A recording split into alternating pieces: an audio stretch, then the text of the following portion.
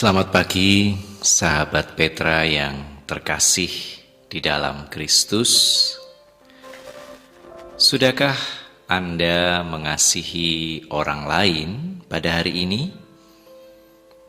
Pada embun pagi kesempatan ini, Kamis 23 November 2023, kita akan bersama mengawali hari kita dengan barang sejenak merenungkan sebagian dari sabda Tuhan. Bersama dengan saya, Risang Anggoro Eliarso dari Gereja Kristen Jawa, Condong Catur. Tema renungan kita pada pagi hari ini adalah mengubah tradisi yang didasarkan pada sabda Tuhan di dalam Kejadian pasal 48 ayat 15 sampai dengan 22. Nah, sebelum kita bersama membaca, mendengarkan serta merenungkan sabda Tuhan, marilah terlebih dahulu kita bersatu di dalam doa. Kita memohon pertolongan Tuhan. Mari kita berdoa. Tuhan,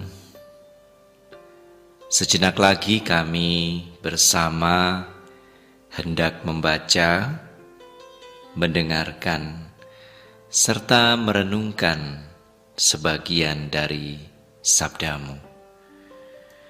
Maka tolonglah kami, sehingga di dalam segenap keterbatasan kami boleh memahami kebenaran sabda-Mu. Dan tolonglah kami sehingga di dalam segala kelemahan kami pun bisa memelihara serta mewujud nyatakan kebenaran sabda-Mu itu di dalam keseharian hidup kami. Di dalam nama Bapa dan Putra dan Roh Kudus, kami memohon. Amin. Sebagaimana yang saya sampaikan tadi, pada kesempatan ini kita akan bersama-sama membaca dan mendengarkan sabda Tuhan yang terambil dari Kejadian pasal 48 ayatnya yang ke-15 sampai dengan 22. Saya akan membacakannya untuk kita semua. Sesudah itu, diberkatinyalah Yusuf. Katanya, nenekku dan ayahku, Abraham dan Ishak, telah hidup di hadapan Allah. Allah itu sebagai Allah yang telah menjadi gembalaku selama hidupku sampai sekarang. Dan sebagai malaikat yang telah melepaskan aku dari segala bahaya.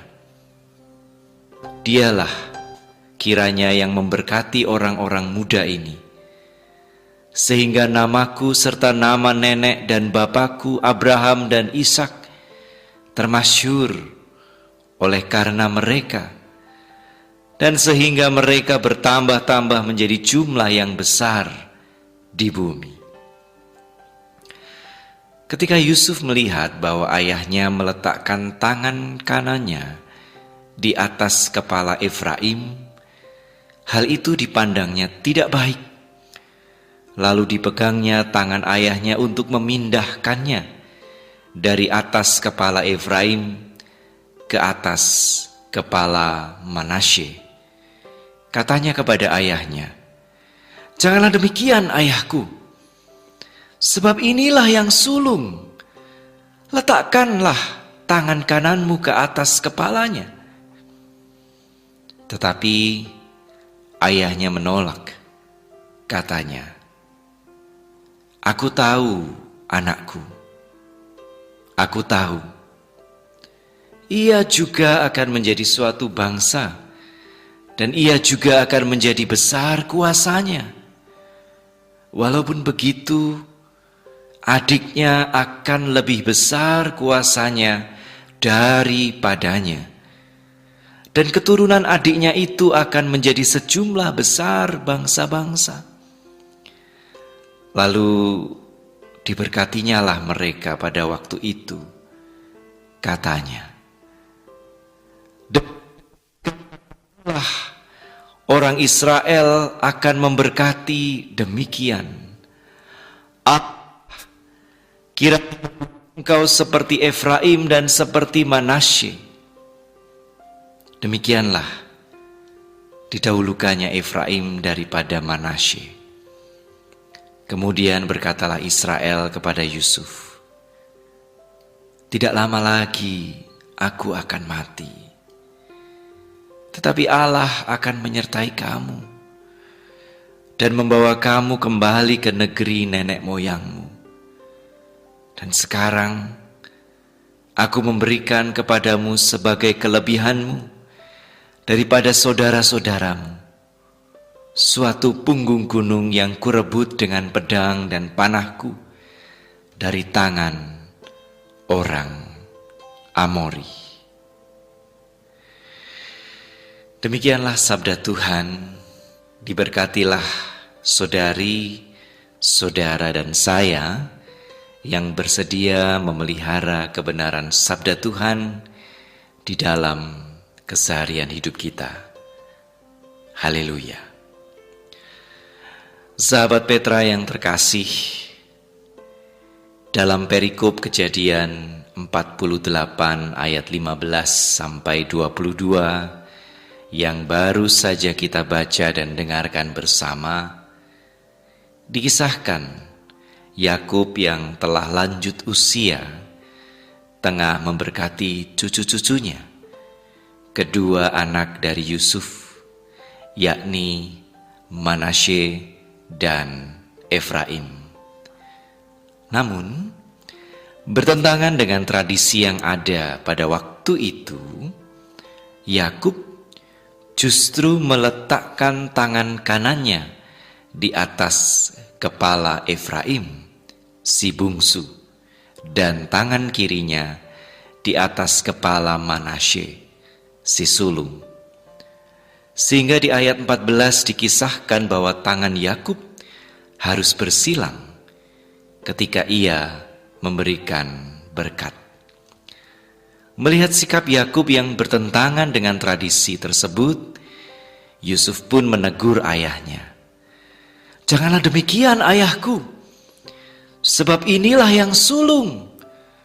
Letakkanlah tangan kananmu ke atas kepalanya. Namun Yakub bersikukuh. Aku tahu anakku, aku tahu, kata Yakub kepada Yusuf. Ia juga akan menjadi suatu bangsa, dan ia juga akan menjadi besar kuasanya. Walaupun begitu, adiknya akan lebih besar kuasanya daripadanya, dan keturunan adiknya itu akan menjadi sejumlah besar bangsa-bangsa. Sahabat Petra yang dikasihi Tuhan, Jürgen Habermas, seorang sosiolog sekaligus filosof terkemuka asal Jerman, memiliki pemikiran yang menarik dan penting perihal tradisi. Bagi Habermas, kita perlu senantiasa mengkaji dengan kritis tradisi yang kita terima. Berbeda dengan sebagian besar pemikir sebelumnya yang cenderung menekankan pentingnya penerimaan serta penghormatan atas tradisi, bagi Habermas, kita justru perlu mempertanyakan, apakah suatu tradisi memang mendukung kemajuan serta kemanusiaan, atau justru menghambat, bahkan menciderainya.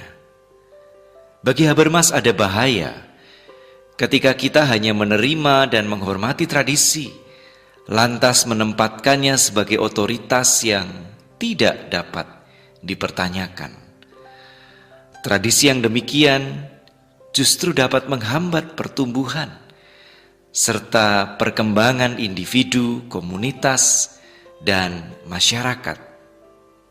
Bahkan lebih dari itu, tradisi yang demikian bisa menjadi sangat represif, bahkan opresif. Dalam konteks kisah berkat Yakub kepada Manasye dan Efraim, kita dapat menggunakan lensa pemikiran Habermas untuk mempertanyakan tradisi yang lebih memihak kepada anak-anak sulung. Dalam hal ini pilihan Yakub adalah mempertanyakan apakah tradisi tersebut sungguh sejalan dengan rancangan Tuhan atau justru menjadi penghalang atasnya. Lebih lanjut, dialog antara Yakub dan Yusuf juga dapat dibaca sebagai dialog yang reflektif dan kritis, yang senantiasa diperlukan untuk mencermati serta memastikan bahwa setiap tradisi tetap menjadi kekuatan untuk kebaikan, yang mempromosikan keadilan serta inklusivitas, dan mencerminkan nilai-nilai kerajaan Allah. Sahabat Petra yang binerkahan, kita hidup di dalam tradisi. Kita pun senantiasa membutuhkan tradisi. Kendati demikian, sebagaimana Yakub, ada kalanya kita perlu mengubah tradisi. Seperti halnya yang ditekankan Habermas, kita perlu senantiasa bersikap kritis terhadap tradisi. Dalam hal ini, marilah kita mengambil contoh kecenderungan kita untuk membedakan tingkatan bahasa di dalam percakapan kita. Kita senantiasa menyesuaikannya dengan lawan bicara kita. Dalam berbahasa Indonesia misalnya, kita bisa menggunakan kata aku jika berbincang dengan teman sebaya atau yang lebih muda. Namun, ketika kita tengah berbicara dengan yang lebih tua, kita pun diharapkan seyogianya menggunakan kata saya. Di dalam bahasa Jawa, tingkatan-tingkatan tersebut bahkan menjadi lebih rumit. Seorang penutur bahasa Jawa harus senantiasa membedakan kapan harus menggunakan kata kowe, sampean, atau panjenengan ketika hendak merujuk kepada lawan bicaranya. Kapan ia harus menggunakan ragam bahasa ngoko, ngoko alus, kromo madyo, dan kromo inggil.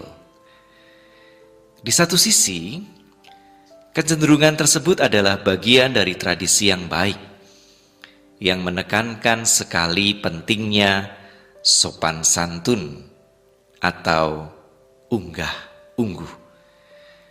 Namun di sisi lain, kecenderungan tersebut adalah juga ungkapan dari sebuah tradisi yang cenderung hierarkis, bahkan feudal. Tradisi yang justru bisa menjadi penghalang bagi upaya untuk mewujudkan tata kehidupan yang lebih setara, yang lebih inklusif. Padahal di dalam Kristus ada kesetaraan.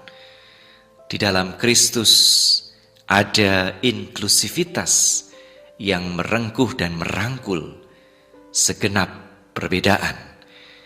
Sebagaimana yang ditekankan misalnya oleh Rasul Paulus di dalam Galatia pasal 3 ayat 28. Dalam hal ini tidak ada orang Yahudi atau orang Yunani, tidak ada hak orang merdeka, tidak ada laki-laki atau perempuan, karena kamu semua adalah satu di dalam Kristus Yesus. Dengan demikian, di satu sisi ya, kita memang perlu terus melestarikan penekanan pada sopan santun.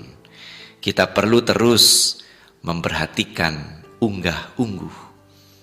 Namun di sisi lain kita perlu mengubah pola relasi yang hierarkis dan eksklusif dari tradisi yang feudal menjadi relasi yang lebih setara, yang lebih inklusif. Sahabat Petra yang terkasih, pada akhirnya kita perlu menyadari bahwa kita tidak sekadar bisa menerima dan menghormati tradisi. Ada saatnya kita perlu mengubah tradisi. Setiap saat kita perlu mengkritisi tradisi. Kita perlu mencermatinya. Apakah tradisi tersebut benar-benar laras dengan nilai-nilai kerajaan Allah? Apakah tradisi tersebut membawa kita untuk lebih memanusiakan sesama kita manusia? Maka selamat bersikap kritis terhadap tradisi. Kiranya berkat dan hikmat dari Tuhan senantiasa ada beserta saudari, saudara, dan saya. Amin. Kini marilah kita kembali bersatu di dalam doa. Tuhan, kami memang hidup di dalam tradisi. Bahkan setiap kami membutuhkan tradisi. Tanpa tradisi kami akan sangat kesulitan untuk memahami serta memaknai kehidupan kami.